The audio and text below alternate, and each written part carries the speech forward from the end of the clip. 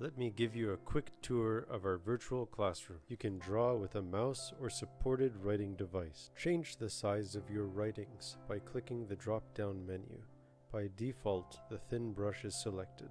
There's also medium and thick brush option. To erase, click the dot button and select small, medium, or large eraser.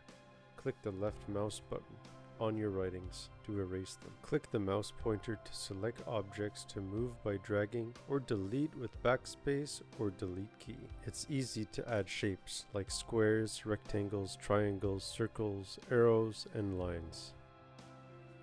Press the T icon to create a box where you can type with your keyboard.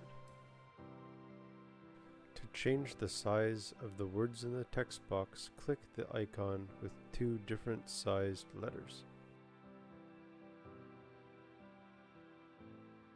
You can change the font style by clicking the drop-down menu that says by default it's sans.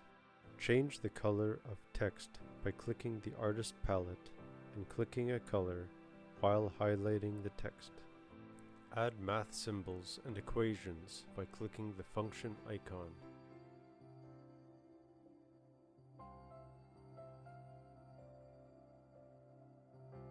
You can move equations around by clicking and dragging on them. You can change the background of the whiteboard by clicking the grid icon and selecting from the drop-down menu. Click the hand icon to pan around the whiteboard. Zoom in the whiteboard with the positive magnifying glass, or zoom out with the negative magnifying glass. Click Upload File to bring an image from your computer onto the whiteboard. Once you have the image on your whiteboard, you can resize and move it around. Export the whiteboard by clicking Export and save it to your computer for reviewing notes later. When you need a new whiteboard, click the plus icon and it will save your current whiteboard and make a new page.